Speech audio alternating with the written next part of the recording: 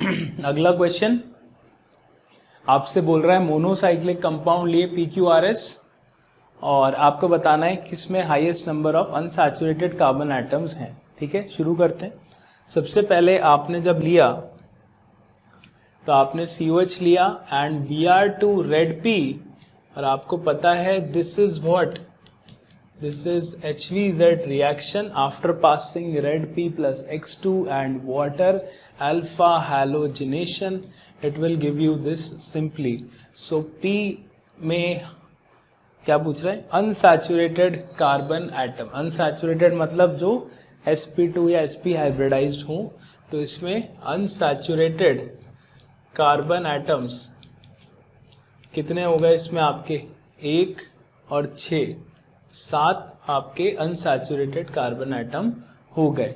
ठीक है, उसके बाद नेक्स्ट वाले में इसमें आपने करा at 293 kelvin, this will result in सीधे आपका एल्डोल रिएक्शन, इस पे माइनस बनाए और इस पे अटैक करा दे, 2 रिएक्टेंट्स हैं और 298 पे आपका एलिमिनेशन भी हो जाएगा। तो पहले COH, C double bond OH और ठीक ठाक टेम्परेचर है, 293 है, तो भी इसमें आराम से इवन CV हो जाती है। और इवन CV होने के बाद you will get this kind of a compound finally in this reaction. तो इसमें क्या होगा, आप वापस देखिए यहाँ पर, इसमें अगर आपसे पूछता है कि अनसैचुरेटेड कार्बन एटम तो कितने होंगे, 6, 7, 8, 9। तो इसके अंदर आपके 9 कार्बन एटम अनसैचुरेटेड हैं। तीसरा वाला देखें NaNH2, तो NaNH2 में बेटा कौन सी रिएक्शन होगी, एसिड बेस। उसके बाद आप इस पे अटैक कराओगे, यहाँ पर डेल्टा प्लस है, ये इस पे अटैक करेगा, यहाँ SN2 हो गई और आपको क्या मिलेगा यहाँ PH, C triple bond C, फिर C डबल बॉन्ड C। उसके बाद इन्होंने बोला है Hg2 plus, कुचेरोव reaction and H3O+। तो कुचेरोव रिएक्शन के अंदर आपका यहाँ पर ये OH है और इधर आपने इधर C डबल बॉन्ड C ये करा है। अभी मैं केवल कुचेरोव के हिसाब से, क्योंकि Hg2+ दिया है and Hg2+ is specifically use for Kucherov reaction, तो मैं उसी के हिसाब से सॉल्व कर रहा हूँ। तो मैंने यहाँ कैटायन बनाया और यहाँ पे OH लगा दिया और फिर इसका मैंने इनोलाइजेशन करा दिया, C डबल बॉन्ड C, ये आ गया।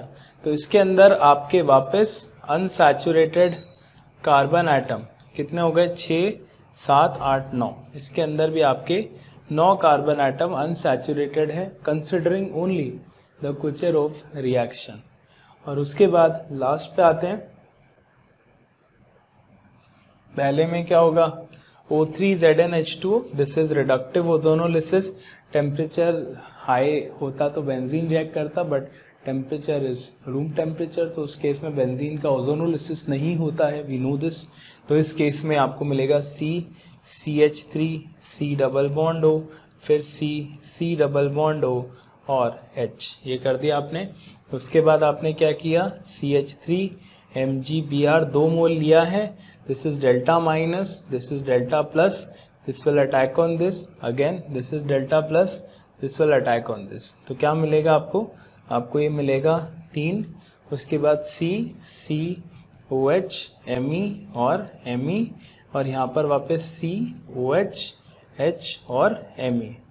और अब आप इसमें H+ और डेल्टा कर रहे हैं तो डिहाइड्रेशन होगा।